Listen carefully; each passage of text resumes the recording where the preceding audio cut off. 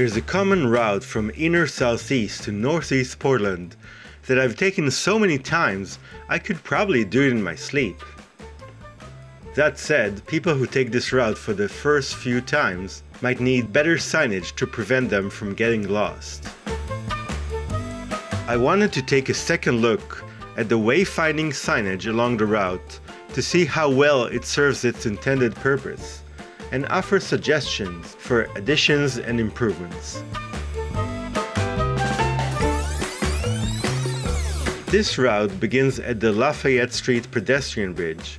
I've been crossing this bridge on a bike since 2016 and have never seen any wayfinding signs around it. Here is where I think a sign could go.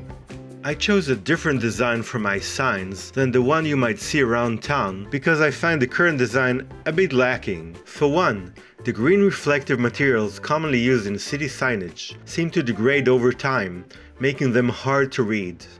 I also wanted to provide the information most needed rather than cram a lot of unnecessary information in hard to read small type. Over the bridge, there's a bit of a zigzag on this route. If there's any part of the route that could really use wayfinding signage, this is it. In general, I prefer to have signage on the right side of a route, but as the street is now permanently blocked to most car traffic, why not place a big sign on the existing barricade? Riding on 17th Avenue and across the Max tracks, the route continues all the way to its first city signage. The standard cycling wayfinding signs the city uses are too small for many people to read without riskily stopping their bikes in the middle of a lane. You know, that's just like your opinion, man. There's definitely room for a larger sign here. The route continues on a multi-use path that has no name on any maps that I could find. What do you think it should be named? Let me know in the comments below. The city actually did an okay job with the wayfinding signage at the newly completed Bob Stacy pedestrian bridge. Other than the typical size problem, the wayfinding sign next to the bridge is well situated and gives you the route directions you need. Same goes for the sign by the Clinton and 12th Max station and other signs that lead to the East Bank Esplanade. Now look at this controversial sign. A lot of people turn right, then left at this point to get to the Tilcomb Bridge. This sign seemed to tell people to bike to the East Bank Esplanade, then circle back to the bridge through a bike ramp. Riding through the ramp does have the advantage of not running into the Max line. However, what if the sign telling you to turn onto the ramp is missing or defaced? What if you're overwhelmed by the busy area and simply miss the second sign? Cyclists and others will be going down the East Bank Esplanade for a long time before realizing they're not on their way to the Tilcomb Bridge. Perhaps a second and larger well-placed sign could prevent this? There are two ramps on the East Bank Esplanade leading to the Hawthorne Bridge.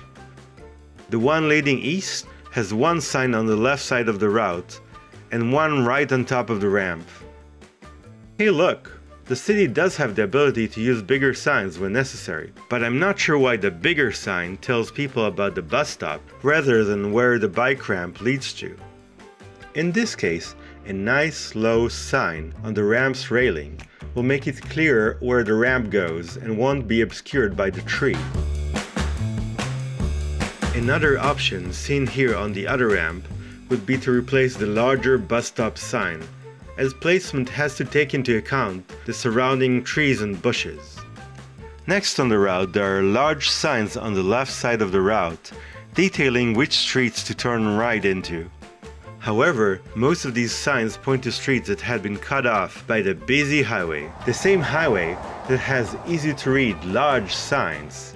Where Ash Street was supposed to begin, many people who are new to this route would continue forward, as there's nothing indicating that you should do otherwise, but they'd be wrong.